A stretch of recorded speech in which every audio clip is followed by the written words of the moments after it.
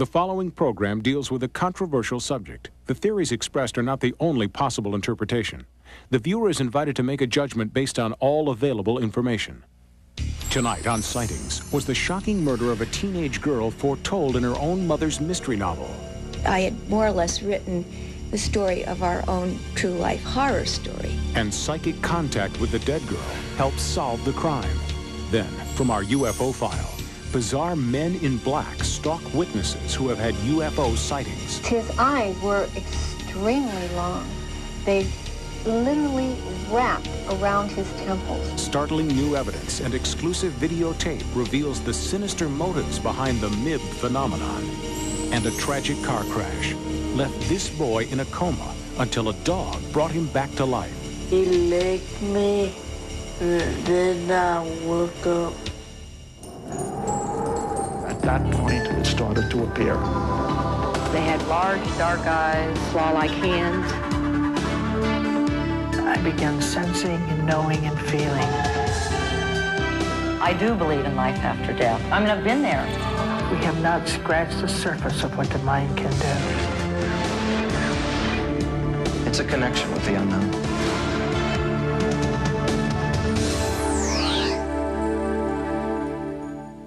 Welcome to Sightings. I'm Tim White. Although few psychic detectives have actually solved a crime, they can provide help to law enforcement and at least one important service to families of victims. One good lead from a psychic can often reopen a case where the police have reached a dead end. Psychic detectives have played an important role in the still unsolved murder of 18-year-old Caitlin Arquette. She was gunned down behind the wheel of her car in Albuquerque, New Mexico in July 1989. At first, police believed Caitlin was the victim of a random act of violence. But as investigators delved into the case, they soon realized there was nothing random about this murder. Even the most seasoned detectives were stunned by the strange twists and turns in this case. Psychic detectives provided intriguing leads, and eeriest of all, what appeared to be Caitlin's own attempts to reach out from the grave with information about her murderer. Crucial details allegedly from beyond directly paralleled those in a murder mystery written by her own mother. Under the pen name Lois Duncan, Lois Arquette is a successful mystery writer whose novels are filled with intrigue and terror. But there was no greater horror for Lois than discovering an uncanny link between details of her daughter's death and one of her own novels. I didn't put any connection together in the beginning at all. It wasn't until one thing after another began to occur that I suddenly realized that I had more or less written the story of our own true-life horror story. In Don't Look Behind You, I based the personality of my heroine, April, upon Kate. April was chased by a hitman in a Camaro. That book was published in June 1989, and in July 1989, Kate was chased down and shot to death by a trigger man in a Camaro. The most shocking thing of all to us was that when we read in the police file the Hispanic man who was arrested, his name was Mike, everybody called him Vamp. And in Don't Look Behind You, the hitman who chased down April was named Mike Vamp. As police probed Caitlin's brutal killing, they discovered the young woman had a secret life centered around her boyfriend, an alleged gang member believed to be involved in illegal activities. But investigators were unable to establish a direct link between either the boyfriend or his gang and Caitlin's murder. With the police department at a dead end, in desperation, Caitlin's mother turned to local psychic Betty Minch. I rang the doorbell, and this middle-aged woman answered the door, and I looked at her. I had an instant feeling that I knew her. It wasn't that I'd met her. I had invented her. She was physically identical to Ann Summers, the psychic detective in my book, The Third Eye. Betty Minch considers herself a bridge between the living and the dead. Minch claims she can pick up messages telepathically while in a meditative trance, channeling the words of the dead through the keys of her typewriter. Usually I get a lot of color moving in my head. Then out of that, sometimes there will come maybe an image. And that's when the words seem to want to start pouring into my head. It was a very clear contact with Caitlin. She was right there. We had the idea that Caitlin was in some kind of trouble, that there were other things going on that the family wasn't quite aware of. Amazingly enough, it appeared that Caitlin was conducting her own murder investigation from beyond the grave. Some of the messages Betty Minch claimed to be receiving provided police with important new leads. Investigators soon received an anonymous tip from someone who'd seen one of the Crime Stoppers posters the Arquette family had placed around Albuquerque. Arrests were made that proved psychic Betty Minch had been dead right. She told us that the people who were arrested would have been driving a lowrider car. There would be 2 men in the front seat, 1 in the back seat, that there would be no eyewitnesses, but that arrest would be made because the men would be heard bragging, that our best help might come from somebody in the media, and she identified who that person would be, an investigative reporter named Mike Gallagher. But there was insufficient evidence to hold the 3 suspects, and they were released. Desperate for more evidence, Lois contacted Noreen Rainier, a well-respected psychic detective from Maitland, Florida. Working with a police sketch artist, Rainier attempted to create a drawing based on impressions she claimed to be receiving from Caitlin. I have to get their scent. I have to pick up their vibes. And somehow something personal that was on at the time of the crime gives me more information. I can pick up the scent of Katie psychically. During Noreen's session, Lois listened in on the phone from 900 miles away. I was sitting in Albuquerque knowing that Noreen was doing this, and I knew what the alleged trigger man looked like because he'd been arrested. I was trying to concentrate on Kate, and I was saying, tell Mother why you were killed. Was it a random shooting, as the police think, or was it something else? Send me a symbol, send me a message through Noreen Rainier. And the picture Noreen sent me was a sketch of Mike Vamp, the hitman in Don't Look Behind You, exactly as he appeared on the jacket of the British edition of that book. Everything was there, even the little scar between the eyebrows. It's like seeing something had been copied from the jacket. And I just started to shake. I couldn't stop shaking. Lois was shocked. Caitlin had been the only member of the Arquette family to see the new book jacket of the British edition. I just was very confused when she was telling me I got some man on a book jacket, and I'm saying, what are you talking? But then it made sense that Kate was telling us it was a hit. It wasn't a random shooting. It was a planned killing. It wasn't random, and that's what we needed to know. Even more startling is a tape recording Noreen made as she supposedly channeled Caitlin's own description of her final hours. It's Noreen's voice, but Caitlin's words. I'm meeting somebody at a shopping center with a C in it. I went up the hill towards the north to that big place up there, to this, I want to call it the Desert Castle. There's just an important person there that I'm not supposed to know is there. I saw things that I shouldn't have seen. They had to make sure that there was no way I would ever talk, and this was a way of silencing me. My crime that was committed against me was to silence me. I'll never be silenced. I'm not a bad person. I'm just young, and I just was curious. I was a good daughter to your mother. I told you almost everything. Almost. The incredible revelations from psychics Minch and Rainier prompted Lois to write Who Killed My Daughter? And while the police have not yet solved Caitlin's homicide, Lois is encouraged by one psychic message Betty Minch believes she received. She said that Kate was sending a symbol, that the symbol was a wolf with a collar around its neck, its head jerked back, and the message was that Kate was very sure that the wolf who had been after her was soon to be caught and collared. The message was particularly significant to Lois, who originally entitled her book, One to the Wolves.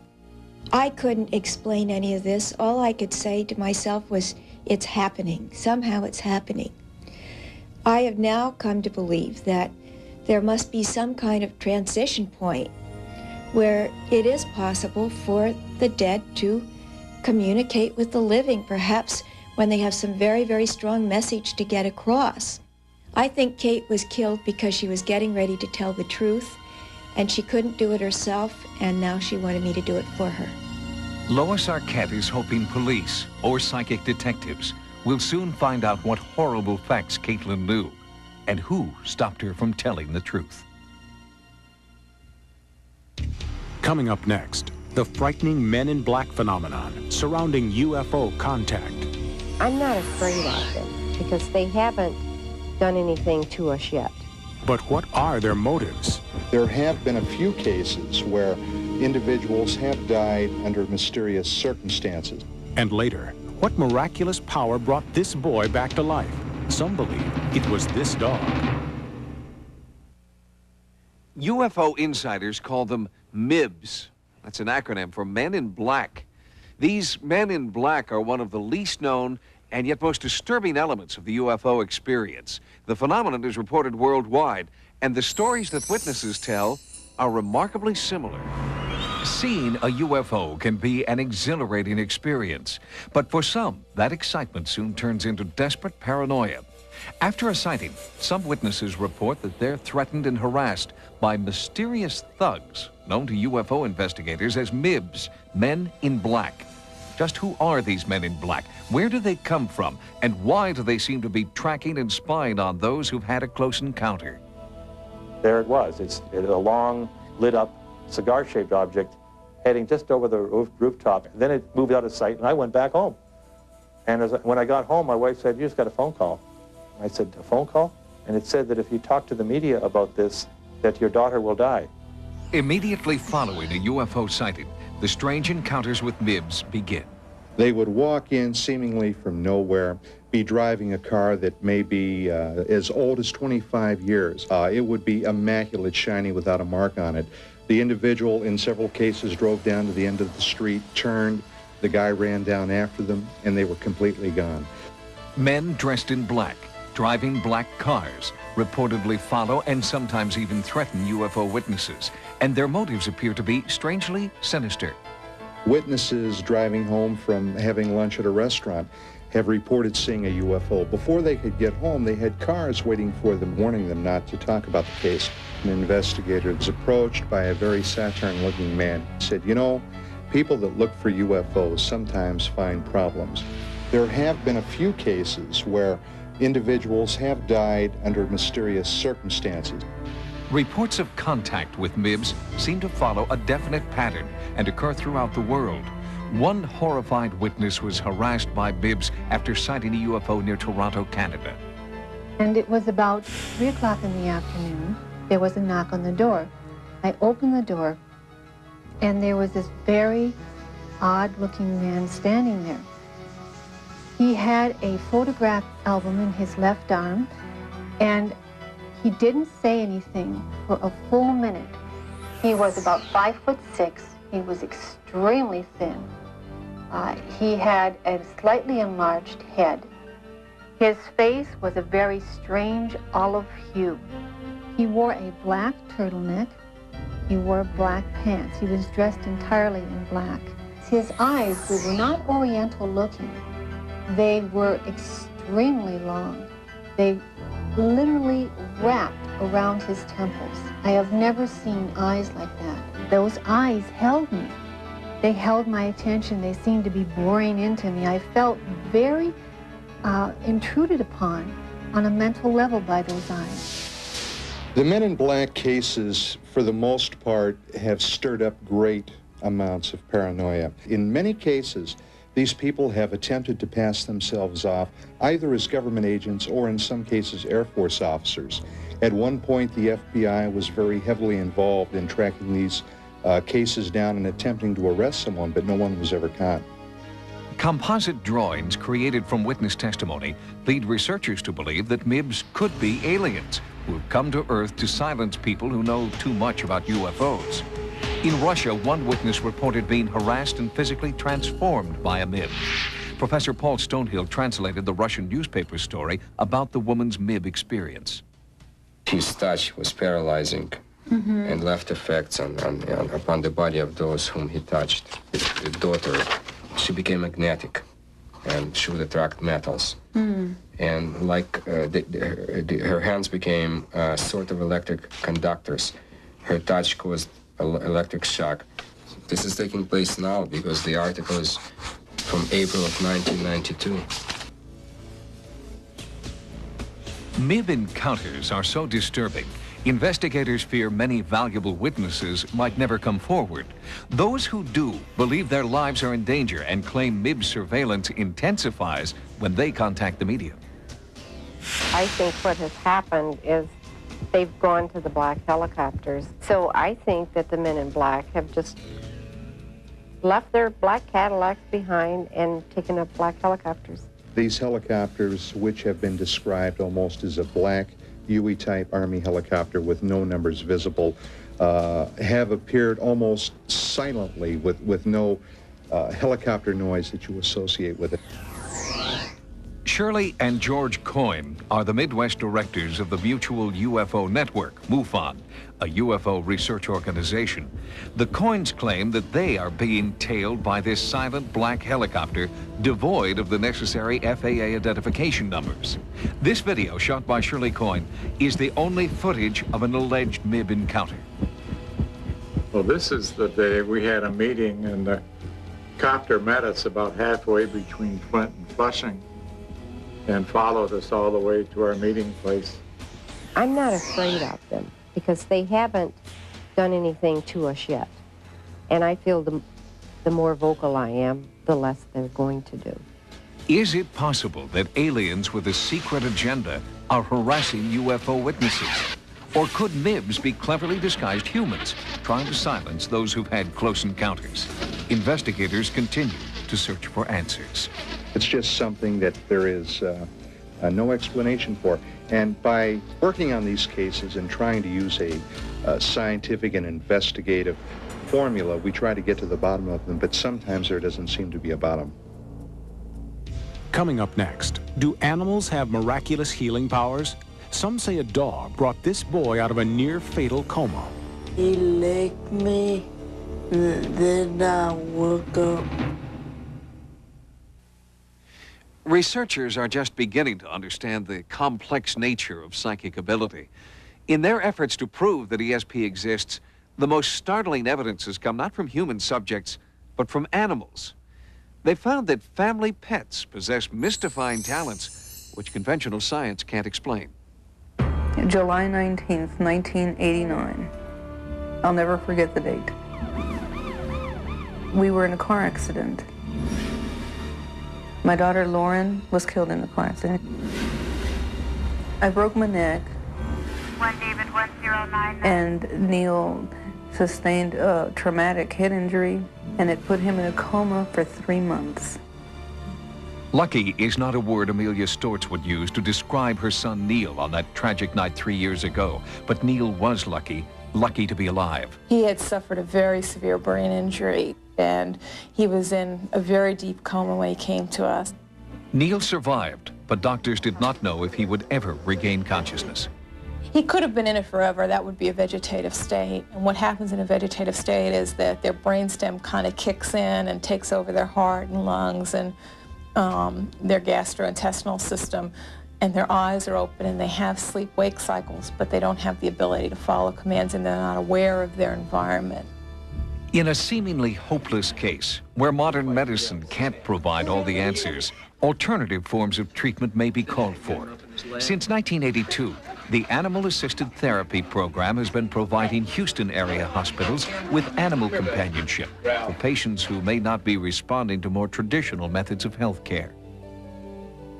When patients have had brain injuries, they're oftentimes either comatose or very disoriented, and having animals around, we know from studies, causes people's blood pressure to lessen and they become calmer. It kind of pushes the right buttons, so to speak, and makes it more likely that the patient's going to wake up. There are magical and miraculous things that happen all the time that defy medical science. I don't think that animals and humans working together is very explainable. And when you see something like this, it really is kind of magical. Neil had been in a coma for 3 months, so animal-assisted therapy was one long shot his family felt was definitely worth trying. When your child is laying there in a coma, you resort to just about anything, you know, you try anything. With all conventional treatments exhausted, the one remaining hope was to consult a rather unique specialist by the name of Rex.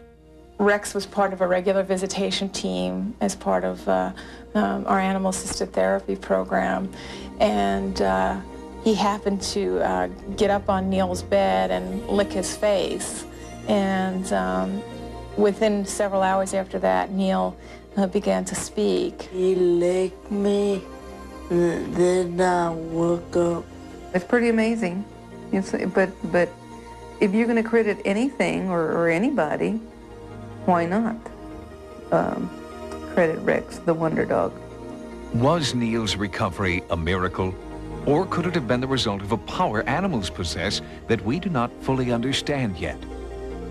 I mean, this was a really big tragedy, you know, to have a little boy that's in a coma, and his little sister was killed, and his mother was also injured in the accident. And it was just, you know, too much for most of us to even conceive. Neil had a lot of previous experiences with animals and really loved animals, and there's at least a hunch that it was a very normalizing experience for Neil and something that he could relate to, instead of us saying, open your eyes, close your hands, you know, yelling commands at him. It was really kind of neat that an animal kind of brought him around.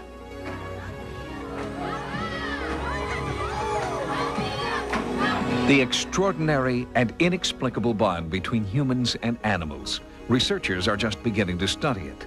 But Neil Stortz has already found his proof in a magical friend named Rex.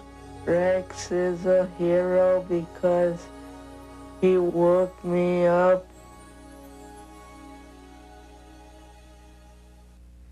Thanks for joining us. For Sightings, I'm Tim White. Good night. Next time on Sightings. There were 15 who died. Has a New Jersey highway been cursed? And bizarre hauntings in California. And all of a sudden, the CDs started flipping by themselves. On the next Sightings.